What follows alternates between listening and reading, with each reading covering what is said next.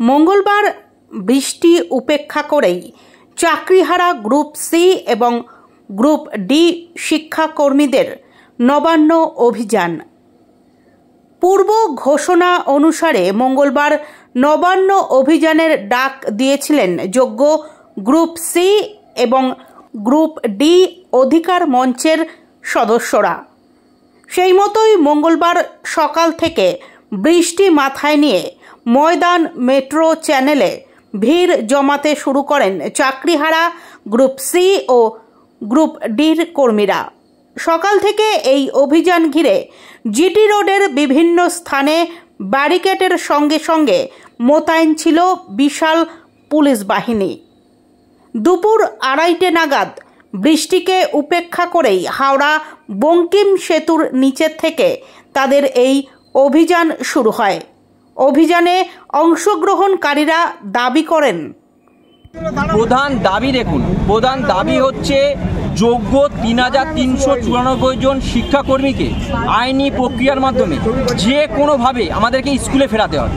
2 নম্বর, যোগ্যরা যে আইনি প্রক্রিয়ার মাধ্যমে ফিরবে সেই জন্য তাদের যোগ্যদের সার্টিফাইড লিস্ট অবিলম্বে এসএসসির ওয়েবসাইটে পাবলিক ডোমেনে দিতে হবে।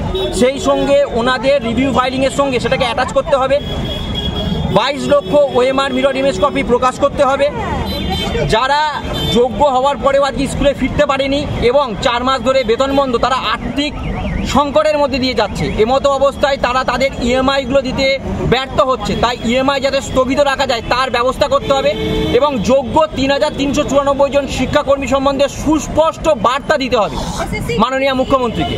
এটাই হচ্ছে আমাদের দাবি। সেই উদ্দেশ্যে আমরা মাননীয় মুখ্যমন্ত্রীর কাছে যাচ্ছি। তার কারণ হচ্ছে আমরা এতদিন যা দেখেছি তা হচ্ছে সরকারের যে সমস্ত স্বশাসিত সংস্থাগুলো আছে তারা ডেটের পর ডেট দিয়েছেন এবং তারা শুধু ল ফার্মের সঙ্গে কথা বলবে, আইনি বিষয়গুলো তারা অবগত হবেন, তারপরে এগুলো করবেন বলেছেন, কিন্তু তারা আজ পর্যন্ত ব্যর্থ হয়েছেন এইগুলো করতে।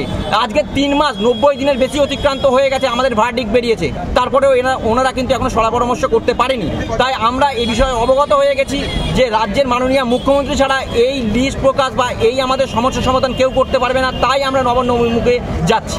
আজকে তো ব্যারিকেড দিয়ে দিয়েছে আগে থেকেই পুলিশ। এখানের যে ব্যারিকেডটা দেওয়া হয়েছে সেটা যাতে রাস্তায় গাড়ি চলতে পারে, যাতে অসুবিধা না হয় তার জন্য এটা আমাদের জমায়েতের জন্য আমরা ঘোষণাই করেছিলাম এবং আমরা এই ঘোষণার মতন আমরা 12টার সময় আমাদের এখান থেকে যে যাত্রা, শান্তিপূর্ণ যে যাত্রা, আমরা সেটা করব টুয়ার্ডস নবান্নের দিকে। আপনার নামটা? এবং আমরা চাইবো আজকের মাননীয় মুখ্যমন্ত্রী যেন আমাদের সঙ্গে দেখা করেন এবং আমাদের এই সমস্ত দাবিগুলো এবং আমাদের বর্তমান অবস্থা সম্বন্ধে অবগত হয়ে আমাদেরকে যারা যোগ্যতা ও মেধার ভিত্তিতে চাকরিটা অর্জন করেছিল তাদেরকে স্কুলে ফেরানোর পথকে প্রশস্ত করে। আপনাদের দাবি ক দফা দাবি আছে?